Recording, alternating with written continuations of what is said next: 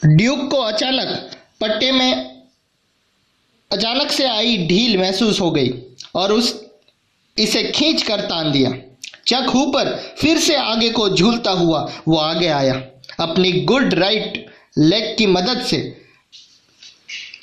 Distance कम कर लिया और फिर सीधा हो गया। 3 बार उसने ऐसा किया और फिर थक कर यानी कि exhausted, completely exhausted, wheel chair पर गिर गया। अगले दिन वो बड़ा सा कुत्ता सवेरे ही शुरू हो गया था। भागकर वो चक हूपर के गुड साइड की तरफ आ गया।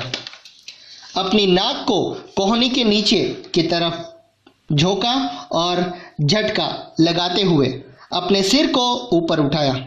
उस लंबे चौड़े आदमी की हेल्दी बाहें पट्टे की तरफ बढ़ी।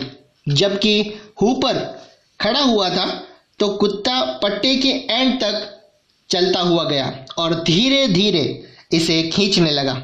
उस दिन उन्होंने 4 स्टेप्स लिए।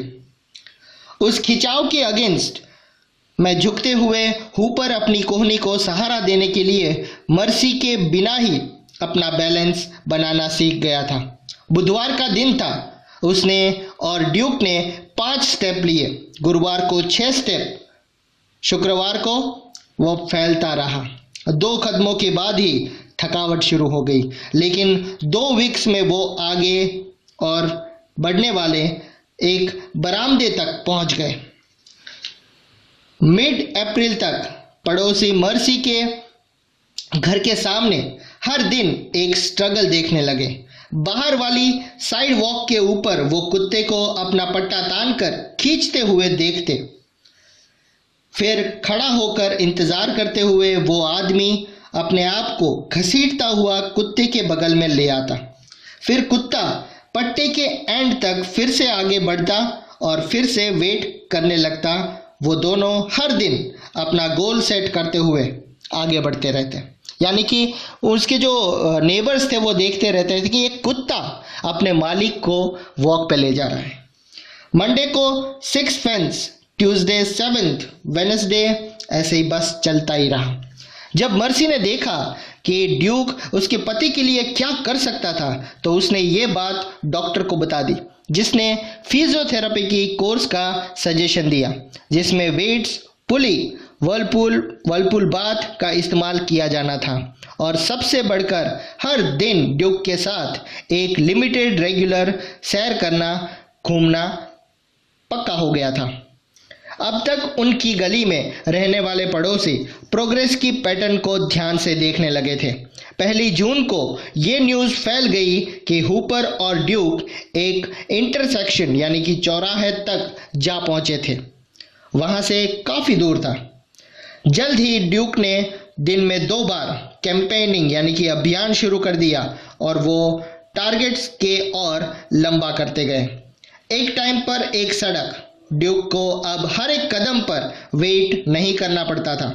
4 जनवरी को हूपर ने अपने आप को या अपनी एक बड़ी कोशिश की। ड्यूक के बिना ही वो क्लिनिक से लेकर अपनी कंपनी के लोकल ब्रांच ऑफिस तक 200 मीटर चल के गया। जोन मैनेजर के रूप में ये उसके ज्यूरिडिक्शन में आने वाले डिस्ट्रिक्ट ऑफिस में से एक था। उसके आने से स्टाफ सरप्राइज हो गए, लेकिन मैनेजर गॉर्डन डाउली, उसका नाम था मैनेजर गॉर्डन डाउली, से चक ने कहा, गॉर्डन, ये सिर्फ एक सैर नहीं है, मुझे वो सब बताओ जो अब तक हुआ है। क्या तुम ऐसा करोगे ताकि मैं अपना काम शुरू कर सकूं? डाउली मुंह फाड़े देखता रहा। कुछ टाइम तक ये हर दिन सिर्फ 1 घंटा ही हुआ करेगा। हूपर ने कहना जारी रखा। गोदाम यानी कि वेयर हाउस में पड़ी उस खाली डेस्क का मैं उपयोग कर लिया करूँगा और मुझे एक सुनकर लिखने वाले मशीन की ज़रूरत पड़ी। जब ये बात वापस कंपनी के हेडक्वार्टर तक पहुंची तो चक हूपर के उस कदम से प्रॉब्लम खड़ी हो गई। Tough problem. जब कोई व्यक्ति वापस आ पाने के इतना स्ट्रगल करता है तो उसे कौन ये कहना चाहेगा कि वो अपने पुराने काम को ठीक तरह से नहीं कर पाएगा।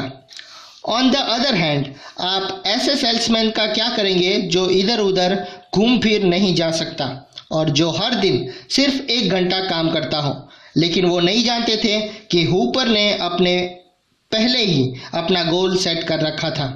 वो था 1 मार्च, पूरे दिन वो काम करेगा। 1 मार्च को full days work. Chuck hit the target. Chuck ने अपना ये टारगेट भी पूरा कर लिया और 1 मार्च के बाद वहाँ फिजियोथेरेपिस्ट प्रोग्राम के लिए कोई टाइम नहीं था। वो पूरी तरह से ड्यूक पर डिपेंड हो गया था, जो उसे तेज और तेज खींचता हुआ ले जाता और उसके बैलेंस और उसकी ताकत को बढ़ाता हुआ। कई बार अंधेरा होने के बाद चलते हुए हूपर ठोकर खाकर गिर जाता, लेकिन ड्यूक बिना हिले खड़ा रहता, जबकि उसका मास्टर खड़ा हो पाने के लिए जोर लगाता रहता। यानी कि एक मास्टर की तरह, एक ट्रेनर की तरह वो उसे ड्यूक जो है वो अपने मास्टर को ट्रेन करता था। ऐसा लगता था मानो कुत्ते को पता हो कि उसका काम चक हूपर को दोबारा पांव पर खड़ा करवाना था, इंडिपेंडेंट बनाना था। उस मोमेंट के 13 महीने के बाद उसने पूरा दिन काम करना शुरू कर दिया। चक हूपर को प्रमोटेड करके रीजनल मैनेजर बना दिया गया, जिसके नीचे 4 स्टेट से ज़्यादा एरिया आता था।